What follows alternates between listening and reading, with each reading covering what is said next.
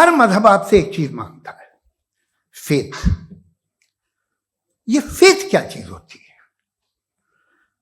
What is the difference between faith and belief? True faith और blind faith में किस तरीके से आप तफर्रुक कर सकते हैं? How can you differentiate between true faith and blind faith?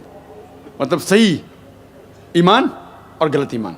हमें पहला ये तहकीक करना पड़ेगा कि कौन सी किताब खुदा के तरफ से भेजी गई है। मिसाल के तौर पे अगर आपका बेटा बीमार है तो आप तहकीक करते हैं कौन सा डॉक्टर है। आप किसके पास भी नहीं जाएंगे अरे गहरे के वाह, आप देखेंगे डॉक्टर है, MBBS है, MD है, हार्ट की बीमारी है, हार्ट स्पेशलिस्ट क्या जाएंगे, तहकीक करते।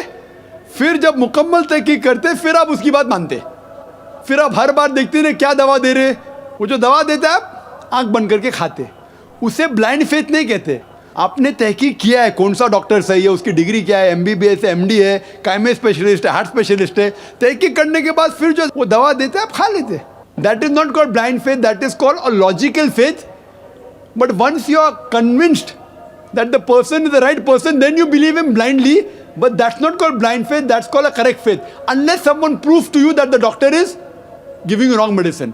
अगर दूसरा डॉक्टर बोलता है कि वो डॉक्टर जो आपको दवा दिया है आप समझते हो वो MD है, लेकिन ये दवा लेटेस्ट रिसर्च में लिखा गया है कि वो जहरीली है, फिर आप नहीं खाएंगे।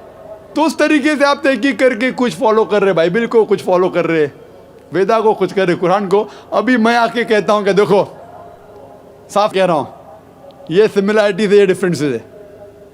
डिफरेंसेस पे बहस नहीं करता हूं मैं, सिमिलैरिटीज की बात कहता हूं। अभी आप तहकीक करो कौन सी किताब सही है।